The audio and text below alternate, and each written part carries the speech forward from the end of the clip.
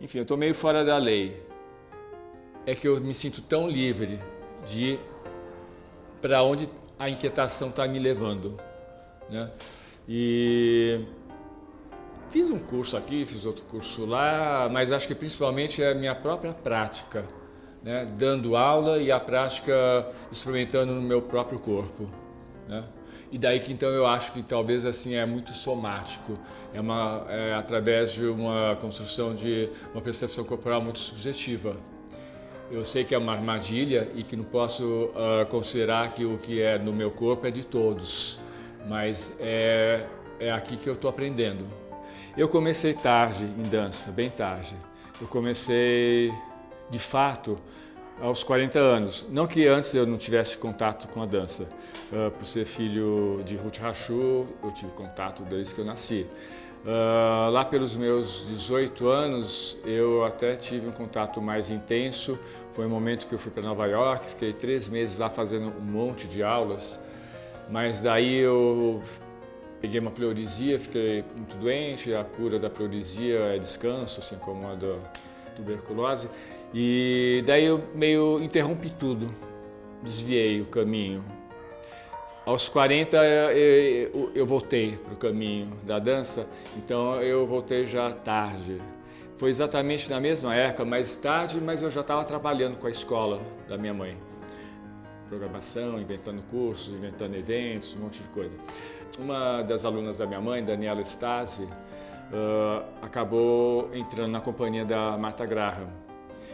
E nessa época a gente já convidou várias vezes para vir dar cursos de Martha Graham na nossa escola. E numa dessas vezes ela de repente, vou dar uma aula diferente para vocês. Eu vou dar uma aula de Pilates. E assim a gente ficou conhecendo Pilates. O Pilates, os principais discípulos do Pilates, todos bailarinos, né? E então eu acho que assim é uma coisa bem meio natural. Quem faz dança acaba entrando nessa história do Pilates. É uma coisa meio complementar. Eu acho que o próprio Pilates, ele também deve ter bebido muito de formações vindas da dança. Antes dele ir para os Estados Unidos, eu acho que ele tinha já contato com o pessoal da dança expressionista alemã. Mas aí você fala se eu sou um criador. Eu acho que o trabalho que eu fui desenvolvendo, a aula que eu tenho hoje, é uma criação. Eu não sou um cara fiel ao que eu aprendi originalmente do Pilates, né? Fui questionando, fui indo. Eu acho que Pilates é uma proposta tão interessante, Pilates mesmo, Joseph Pilates, a proposta dela, que cabe inclusive o contraditório, né? E então por aí vamos. Eu não vejo assim sentido em 2018 se ater aos princípios de um sujeito que morreu em 1969, por aí, né? É um tempo muito grande, onde muitos outros novos conhecimentos sobre fisiologia do movimento surgiu. Não tem por que você ficar preso àquilo, né? Ele traz essa coisa do movimento integral e não de um movimento fragmentado, então é importante só fazer então bíceps, fazer só abdominal, fazer só aquilo.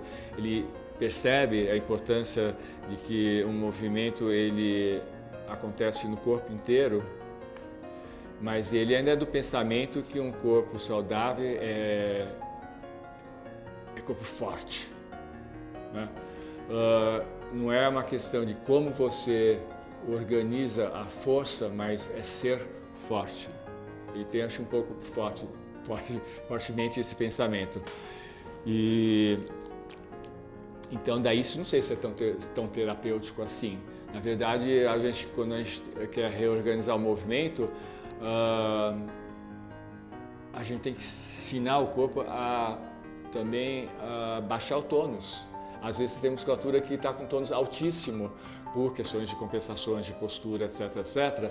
E o corpo não sabe como desligar, desativar, né? É reequilibrar essas forças. Não é simplesmente ser forte, né? Então daí, não sei se é tão terapêutico assim. Pensando no Pilates, e se ele tivesse vivido hoje, talvez ele estaria falando uma coisa meio parecida que eu estou. Porque também uma das discípulas dele, bailarina Eve Gentry, Uma vez eu li que ela comentou que ele nunca repetia uma mesma aula. É muito mais a visão da Romana, e talvez ela esteja correta, em algum momento, no final da vida, ele realmente cristalizou um pouco o ritmo da aula, de que havia um roteiro assim, muito fixo de exercícios, um após o outro, tem que ser assim, tem que ser assado, etc. Ok, é o depoimento da Romana, mas a gente tem o depoimento da Eve Gentry, que é ao contrário. Esse cara nunca repetia a mesma aula, porque provavelmente o Pilates era um cara inquieto também, né? Estava o tempo todo buscando coisa, mas ele tinha conhecimento possível à mão dele daquela época. Eu uso muito essa metáfora de desamarrar. Então, eu acho que eu estou num caminho que eu não estou querendo muito ensinar o aluno a como fazer, mas talvez ensinar ele, apontar a ele o que está atrapalhando. O que inibir, o que atrapalha um movimento bem organizado. O que estou fazendo aqui exatamente, né? Os meus comandos estão querendo dizer o quê? Eu acho que eu estava assim chamando muito a atenção para cria a percepção disso, cria a percepção daquilo, e assim eu vou conduzindo a aula. Eu me sinto, na verdade, meio um regente na aula.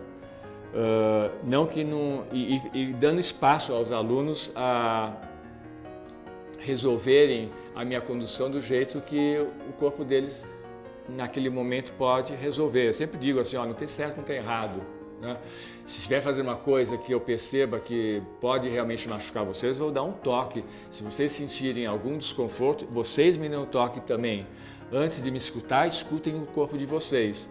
Não aceitando um modelo exterior, um corpo, como algo a se chegar nele, né? Ao contrário, você tem que buscar o seu corpo, né? Mas lendo algumas coisas sobre integridade, então a gente vai chegar na questão da fáscia, porque então a fáscia interliga tudo, mas daí eu fiquei me perguntando, mas ok, para quê? Por quê?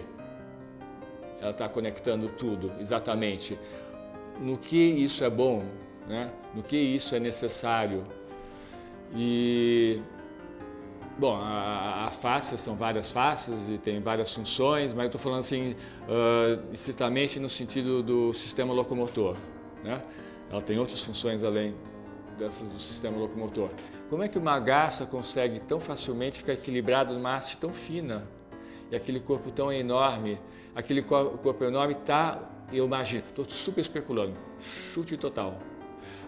Mas ela está organizada justamente nessa organização de distribuições de força que consegue mais ou menos, digamos, anular a força sempre presente, obviamente, da gravidade.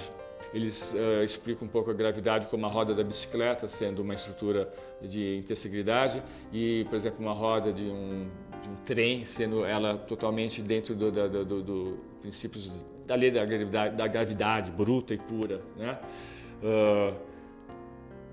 O centro da roda da bicicleta está praticamente flutuando, quer dizer, as hastes estão distribuindo a força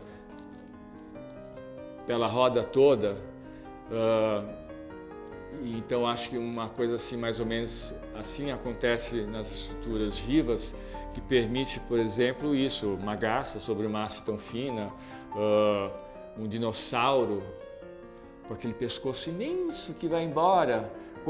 Que força é necessária para sustentar isso, né? Se fosse totalmente à mercê da força da gravidade, né?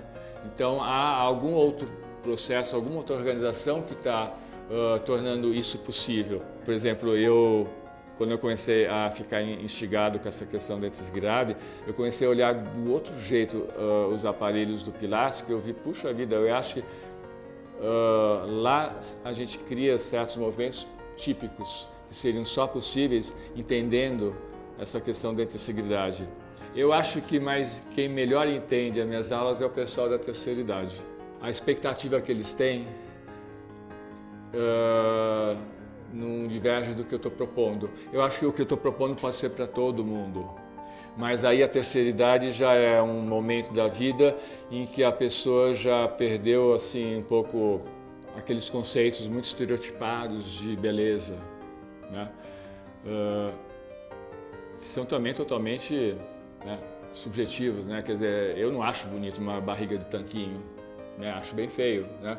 Eu acho que o movimento que a academia constrói é um corpo feio, é um corpo entumecido, né? É um corpo duro.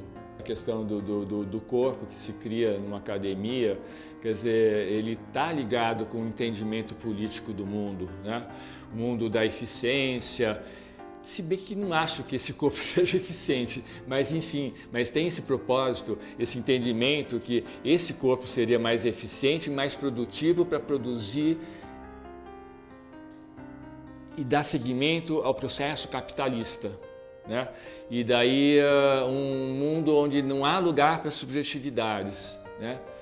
E eu acho que de repente eu proponho, nós somáticos, se posso me chamar de somático, propomos algo que vai contra tudo isso. A gente está propondo a individualidade, a subjetividade, um corpo que quer sentir o prazer e não a produção. Muita gente vai lá e experimenta a minha aula e tem essas pessoas que eu percebo que elas saem absolutamente decepcionadas porque elas saem com uma sensação prazerosa. Fala, ixi, não fiz nada nessa aula, né? Eu saí com prazer. Então é político eu provocar isso na pessoa. Desculpa, mas aqui você vai sair com prazer da minha aula, né? E nós vamos ter que entender corpo dentro de uma outra estrutura, né? E não é só parte de uma estrutura de se fazer dinheiro. Há muito tempo que eu não sou um aluno, o que não quer dizer que eu não esteja o tempo todo aprendendo, como te falei, né? Daí eu vou para um caminho meio autodidata, próprio, através de meus alunos, através de leitura, né? Através de sempre estar questionando, um monte de questões. Eu tenho mais dúvidas que certezas.